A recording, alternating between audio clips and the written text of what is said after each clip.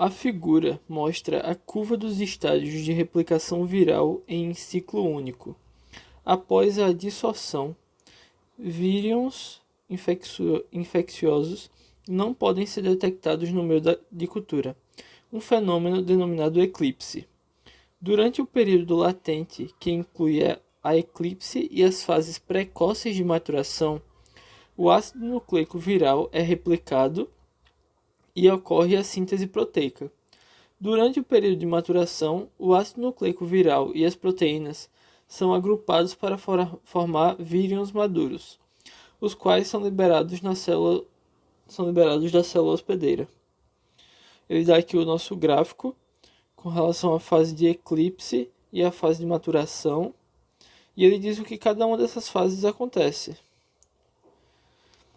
Aí ele pergunta: a lise das células hospedeiras na segunda etapa da fase de eclipse ocasionará o quê? Certo. Aqui ele pergunta a segunda fase da eclipse. A primeira a gente tem a formação das enzimas precoces. Na segunda a gente tem a formação do ácido nucleico. Na terceira, já emendando assim com a maturação, a gente tem a formação dos componentes proteicos, certo? Então, se eu tiver uma lise de uma célula infectada com um vírus nessa segunda etapa, que ela só vai ter formado o material nucleico, o ácido nucleico, ou o DNA, ou o RNA do vírus, eu vou impedir que esse vírus que estava dentro da célula infecte outras. Por quê? Porque ele ainda não vai ter formado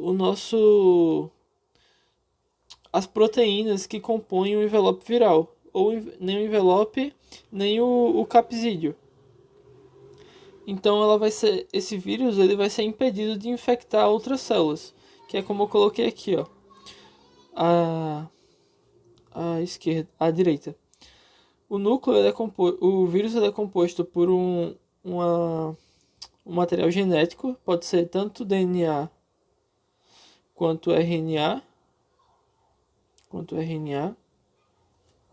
Ele vai ter algumas enzimas que vai ajudar ele a entrar na célula, como por exemplo o vírus do HIV. Ele tem a transcriptase reversa, tem a integrase, tem algumas enzimas que ajudam nessa fixação. E ele tem também o capsídeo. O capsídeo é um conjunto de proteínas que conferem tipo uma resistência uma proteção a esse material genético que ajuda ele a entrar em células.